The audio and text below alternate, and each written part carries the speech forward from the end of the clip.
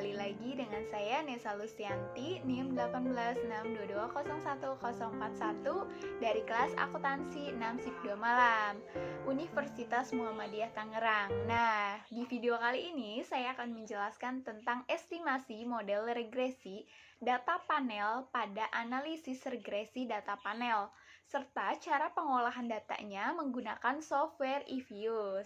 Nah, langsung saja yuk kita bahas satu persatu. Nah, pertama, analisis regresi. Apa sih itu analisis regresi data panel? Analisis regresi dengan struktur data yang merupakan data panel. Nah, umumnya pendugaan parameter ini dalam analisis regresi data panel ini dengan data cross-sectionnya dilakukan menggunakan penggunaan atau pendugaan metode kuadrat kecil atau kita sebut ordinary least square atau disingkat OLS. Nah, apa sih itu pengertian dari regresi data panel? Regresi data panel adalah gabungan antara dua data, yaitu data cross-section dengan data time series-nya. Nah, di mana untuk unit cross-sectionnya yang dapat diukur pada waktu yang berbeda. Maka dengan kata lain, data panel merupakan data dari beberapa individu yang sama yang akan kita amati dalam kurun waktu tertentu. Misalkan jika kita memiliki T atau periode waktunya itu 1 tahun, 2 tahun, atau dan seterusnya, dan N jumlah individunya, yaitu 1, 2, dan lain sebagainya.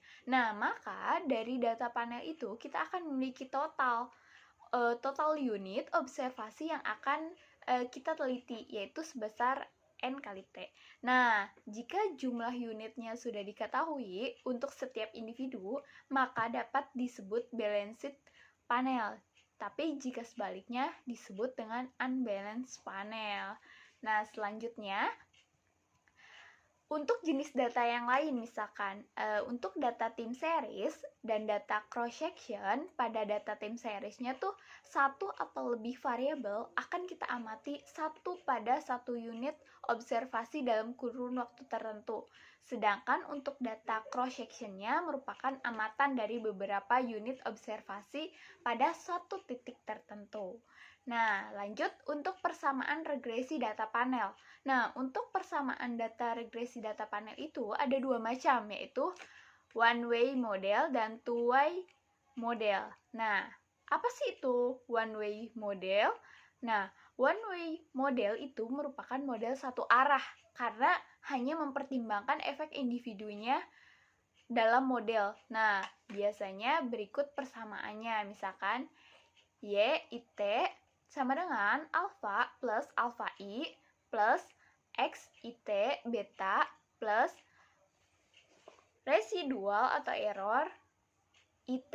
Nah, di mana untuk Y-nya itu untuk alfa itu konstantanya, untuk beta yaitu vektor berukuran P kali 1 merupakan parameter hasil estimasi. Untuk X, IT-nya itu observasi ke IT dari variabel bebas. Nah, untuk alfa I-nya kita merupakan efek individu yang berbeda-beda untuk setiap individu ke I.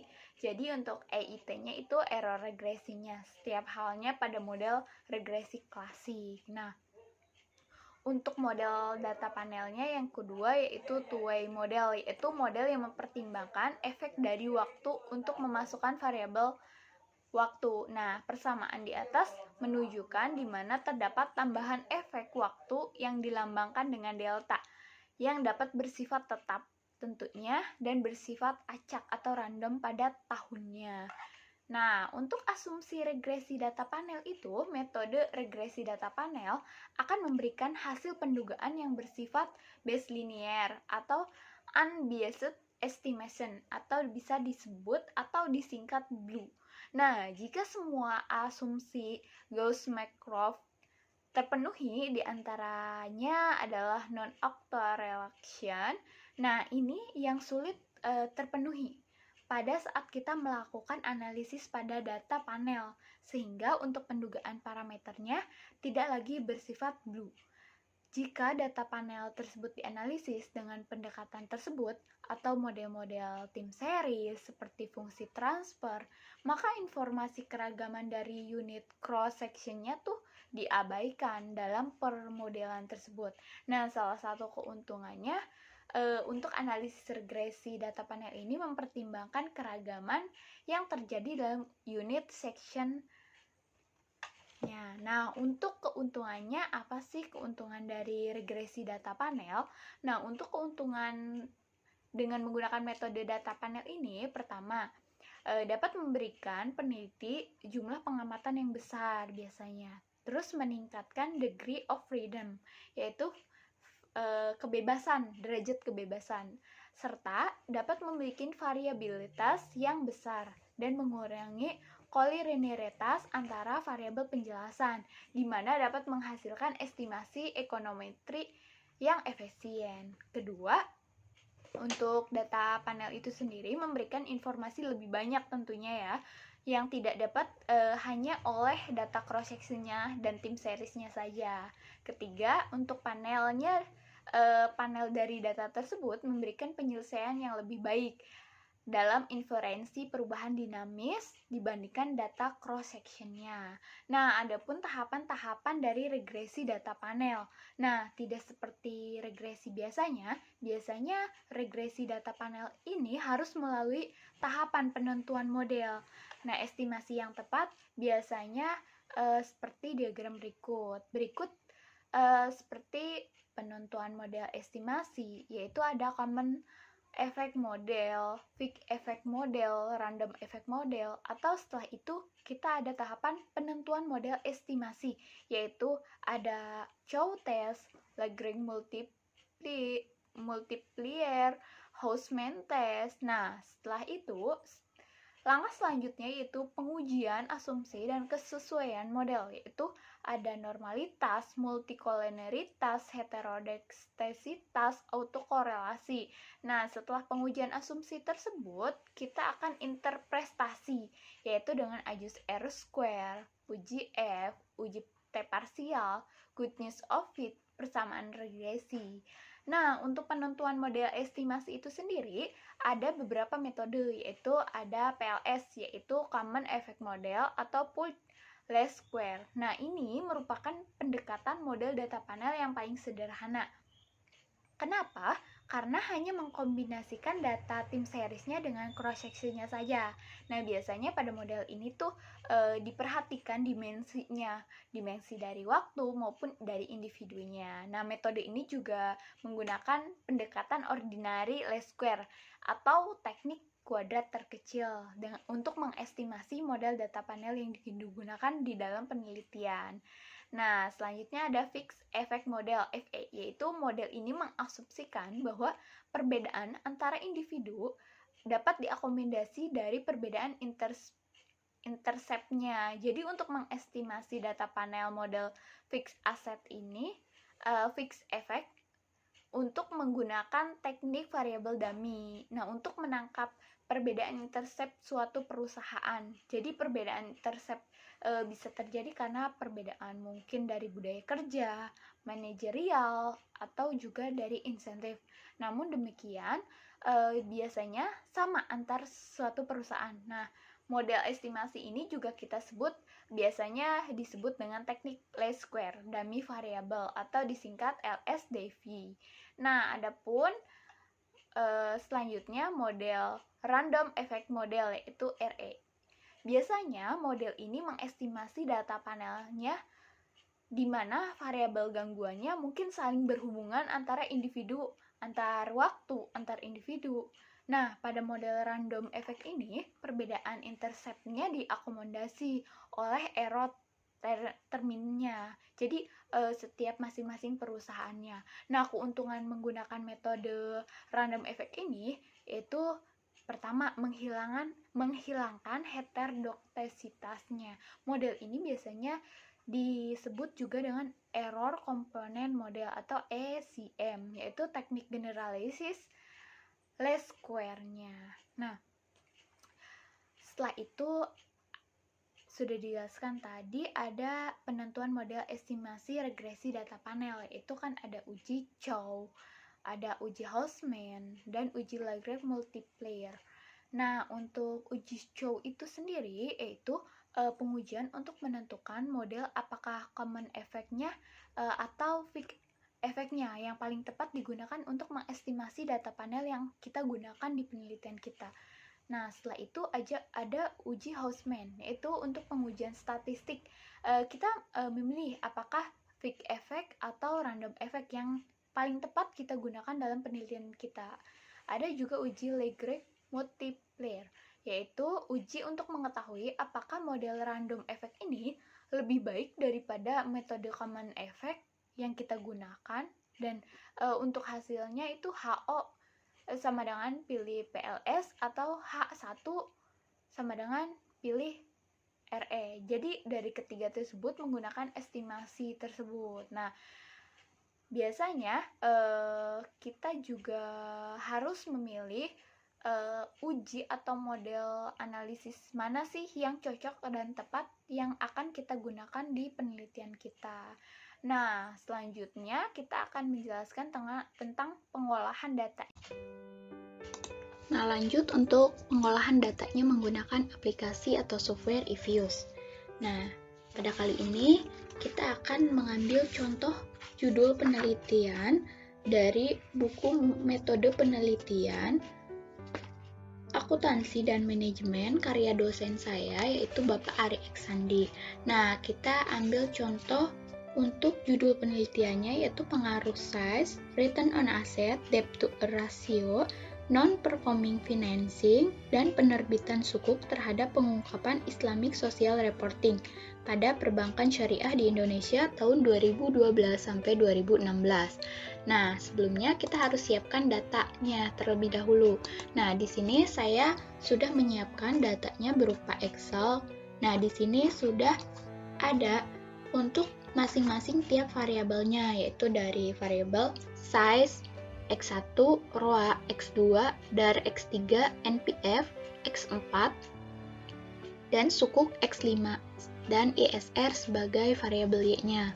Nah, kita langsung ke tahap analisis data, yaitu kita persiapan input data dengan kita login terlebih dahulu ke aplikasi eViews.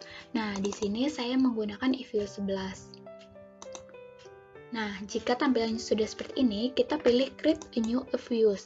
Nah, di work file struktur tipenya kita ganti jadi Balance Panel.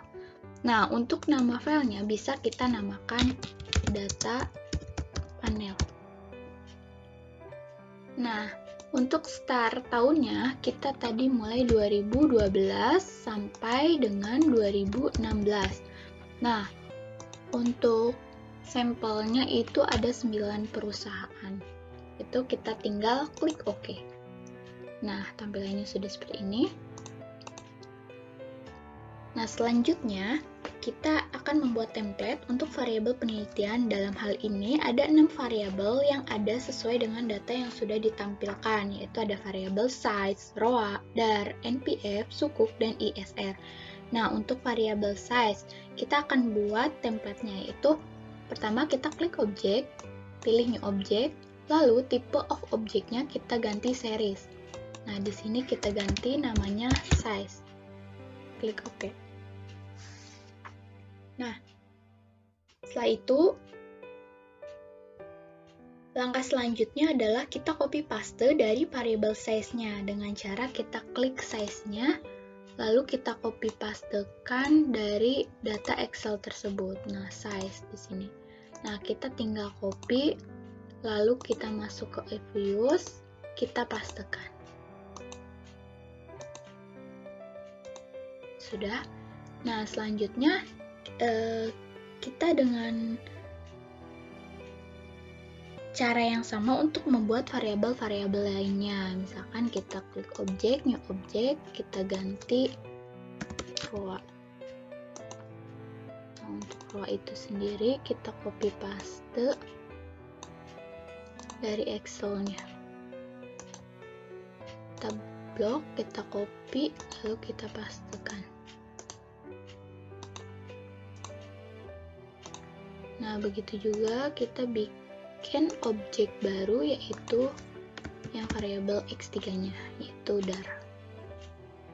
Nah, untuk dar juga sama, kita copy paste dari Excel-nya. Lalu kita pastekan di sini. Nah, selanjutnya untuk variabel NPF. Oke. Kita copy pastekan dari Excel-nya sama.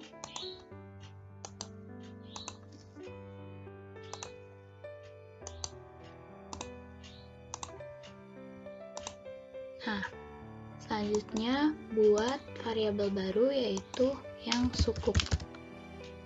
Kita klik OK. Nah, untuk yang sukup juga sama, kita copy paste dari Excel-nya. Copy, lalu kita paste. Begitu pula dengan variabel y-nya, yaitu ISR. Untuk ISR kita klik, lalu kita masuk ke Excel-nya, yang ISR kita copy, lalu kita pastekan. Oke, di sini sudah ada semua ya. Sudah kita masukkan semua. Untuk size tampilan seperti ini. Nah, kita sudah memasukkan semua. Nah, setelah itu kita masuk ke menu Quick. Lalu kita pilih grup statistik. Pilih yang deskriptif statistik, lalu pilih lagi common sample. Nah, di sini kita masukkan variabel y-nya, terus x pertama,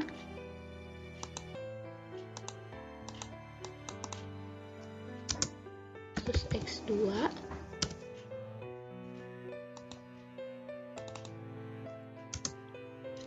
x3,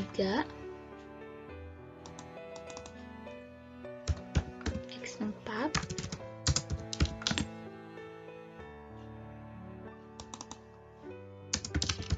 x5, sukup. Nah, di sini kita sudah masukkan dari variabel y x1 sampai dengan x5. Lalu kita klik OK. Nah, tampilannya akan seperti ini. Hasil outputnya akan seperti ini. Nah, untuk menyimpan, kita bisa klik tab name, lalu selanjutnya kita beri nama atau klik tombol OK. Nah, di sini saya akan menjelaskan satu persatu. Pada tabel ini, bahwa jumlah datanya itu digunakan dalam penelitian ini yaitu 45 data. Nah, untuk mean itu sendiri adalah rata-rata data diperoleh dengan menjumlahkan seluruh data dan membaginya dengan cacah data. Nah, nilai mean ini yang terbesar dialami oleh variabel size, yaitu 16,39022. Sementara untuk row itu sendiri memiliki nilai mean terkecil, yaitu sebesar 0,013160. Nah, lanjut untuk median. Nah, untuk median adalah nilai tengah. Rata-rata dua nilai tengah ini bila datanya genap. Jadi, bila datanya diurutkan dari yang terbesar atau dari yang terkecil ke yang terbesar. Nah, untuk median itu sendiri, yang terbesar nilainya atau dialami oleh variabel size, yaitu variabel size untuk itu yaitu 16,460000. Sementara untuk variabel suku itu memiliki median terkecil, yaitu sebesar 0,0000. Nah, untuk nilai maksimumnya, sini nilai maksimumnya adalah nilai paling besar dari data. Nah, untuk maksimum terbesar kita alami di variabel size, yaitu 18,180000. Nah, untuk sementara variabel row ini memiliki maksimum terkecil, yaitu 0,038100. Nah, setelah itu ada minimum. Nah, untuk minimum adalah nilai yang paling kecil dari data tersebut. Nah, di sini untuk nilai minimum yaitu paling kecil di variabel suku, yaitu 0,0000. Sedangkan untuk variabel terbesar itu kita alami di variabel size, yaitu 14,29000. Nah, untuk standar deviasinya, apa sih itu standar deviasi? Adalah ukuran dispersi atau penyebaran data. Jadi nilai standar deviasi ini yang terbesar dialami oleh variabel size, yaitu 1,075476. Yang ini. Nah, sedangkan yang terkecil itu dialami oleh variabel ROA, yaitu sebesar 0,010404. Nah, untuk squeakiness adalah ukuran asimetris distribusi data di sekitar mean. Jadi squeakiness ini dari suatu distribusi simetris atau disebut distribusi normal adalah 0. Nah, untuk positive squeakiness-nya menunjukkan bahwa distribusi datanya memiliki ekor panjang dan negatif squeakiness-nya memiliki ekor panjang di sisi kiri. Nah, untuk variabel dar dan sukuk memiliki nilai di atas 0. Berarti ini menyatakan bahwa asimetris distribusi data di sekitar mean tidak normal. Sedangkan untuk variabel ISR, size, ROA, NPF itu memiliki nilai di sekitar 0. Berarti asimetris distribusi datanya tuh bersifat normal. Lanjut untuk kurtosis. Nah, kurtosis itu untuk mengukur ketinggian suatu distribusi. Jadi, kurtosis suatu data tuh berdistribusi normal adalah 3. Nah, bila kurtosis melebihi 3, maka distribusi data dikatakan leptokurtis terhadap normal. Bila kurtosis kurang dari 3, distribusi datanya datar dibandingkan dengan distribusi normal. Nah, untuk variabel dar dan sukuk itu kan lebih dari yang dar. Yang dar itu lebih dari 3, berarti ketinggian distribusi datanya tidak normal. Sedangkan untuk variabel ISR, size, ROA, NPF itu datanya kurang dari 3, berarti ketinggian distribusi datanya bersifat normal. Ada juga Jarque-Bera, yaitu di sini adalah uji statistik untuk mengetahui apakah data berdistribusi normal. Nah, untuk uji ini biasanya mengukur perbedaan squeakiness dan kurtosis datanya dibandingkan dengan apabila datanya bersifat normal. Dengan catatan H0 pada data distribusi normal, uji Jarque-Bera didistribusikan dengan X2 atau dengan derajat bebas sebesar 2. Nah, untuk probability itu nilai tertingginya itu dialami oleh variabel NPF. Nah, sedangkan untuk yang terendah dialami oleh variabel suku. Nah, untuk probability ini menunjukkan kemungkinan nilai Jarque-Bera melebihi dalam nilai absolut tentunya nilai terobservasi di bawah hipotesis 0. Nah, biasanya untuk normal atau tidaknya distribusi data dalam analisis statistik ini tidak membuat suatu penelitian gagal dilakukan. Jadi untuk analisis statistik deskriptif ini digunakan hanya untuk melihat gambaran distribusi data yang akan kita teliti.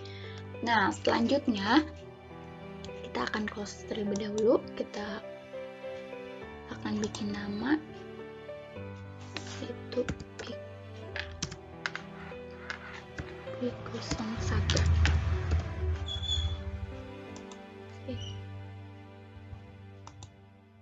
Nah, selanjutnya untuk kita bisa mengetahui common effect model atau CEM, FEM, REM-nya, kita akan lanjut atau untuk pertama kita akan mengetahui CEM-nya. Berapa sih CEM-nya atau common effect modelnya? Kita klik quick, lalu kita estimate equation. Nah, ketik persamaan yang akan diestimasi. Jadi untuk variabel y-nya terlebih dahulu, ISR, lalu spasi C, lalu X1-nya size, X2-nya roa, X3-nya dar, X4-nya NPF, dan X5-nya suku. Di sini udah kita ketik atau kita pilih juga bisa. Nah, lalu untuk metodenya ls/square, betul ya, untuk sampelnya tuh dari 2012 sampai 2016. Lalu kita klik tombol panel di sini, panel option. Kita perhatikan terlebih dahulu untuk efek section atau cross sectionnya, periodnya, kita harus pastikan tampilannya seperti ini ya. Non, no wake, dan ordinary. Nah, lalu setelah itu kita klik OK. Nah, di sini sudah terlihat yang dihasilkan dalam bentuk common effect model atau CEM itu seperti ini. Di sini ada variabel X1-nya, X2, X3, X4, X5, dan variabel atau bentuk common effect modelnya. Nah, kita bisa beri nama di sini, klik nama, lalu EQS2 misalkan. Oke. Nah, setelah itu kita juga bisa melihat, kita close terlebih dahulu. Kita untuk melihat efek modelnya atau frame-nya itu seperti apa sih? Kita klik EQ persamaan 1 tadi. Nah, di dalam work file tadi yang sudah kita simpan. Nah, setelah itu kita akan masuk ke mengetahui frame-nya, yaitu kita klik estimate. Kita akan klik ini. Nah, di sini sudah muncul. Kita akan muncul ke yang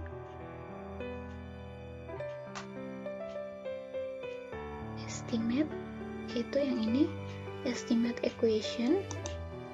Nah, pasti akan muncul seperti ini. Nah, untuk ini kita sama masukkan ISR C untuk X1-nya size, X2-nya roa, X3 dar, NPF, dan suku. Lalu kita pilih panel option. Nah, di cross section-nya kita pilih fix. Perhatikan, tadi untuk CEM itu non, sedangkan untuk cross section untuk mengetahui efek model itu kita pilih fix. Nah, setelah itu kita klik OK. Maka tampilannya akan seperti ini. Nah, ini akan menghasilkan bentuk fix efek model seperti ini. Nah, selanjutnya untuk kita mengetahui berapa sih bentuk random effect frame-nya, kita bisa masuk ke EQ1 tadi. Sini sudah muncul.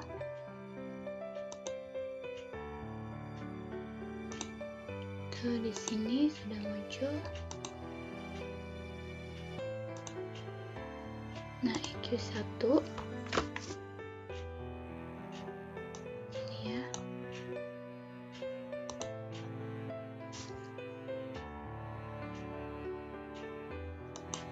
Nah, selanjutnya untuk kita mengetahui random effect modelnya, kita bisa klik nama persamaan tadi, yaitu EQ01-nya.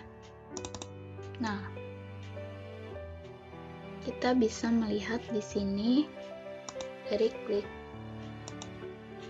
persamaan tadi, yaitu ISR C, X1, X2, X3, X4-nya, dan X5-nya. Kita klik OK. Nah, di sini kita bisa mengetahui random effect modelnya atau RAM-nya, yaitu dengan klik quick, lalu estimate equation, Lalu di sini kita masukkan ISR, C untuk variabel satunya yaitu size, variabel 2 rola, variabel 3-nya dar, variabel 4-nya NPF, dan variabel 5-nya yaitu suku. Lalu setelah itu kita klik panel option. Nah, di sini cross sectionnya kita ganti dengan random, karena kita akan mengetahui atau melihat data random efek modelnya atau RAM-nya. Lalu setelah itu kita oke. Nah, di sini akan muncul tampilan seperti ini. Nah, ini yang dihasilkan dalam bentuk random efek modelnya atau RAM-nya seperti ini. Nah, sekian yang dapat saya sampaikan penjelasan tentang estimasi model regresi data panel pada analisis regresi data panel serta cara pengolahan datanya menggunakan software Evius. Nah, semoga dengan video ini bisa bermanfaat untuk kita semua. Ilmu yang telah kita pelajari bisa kita terapkan dan aplikasikan. Sekian, wassalamualaikum warahmatullahi wabarakatuh.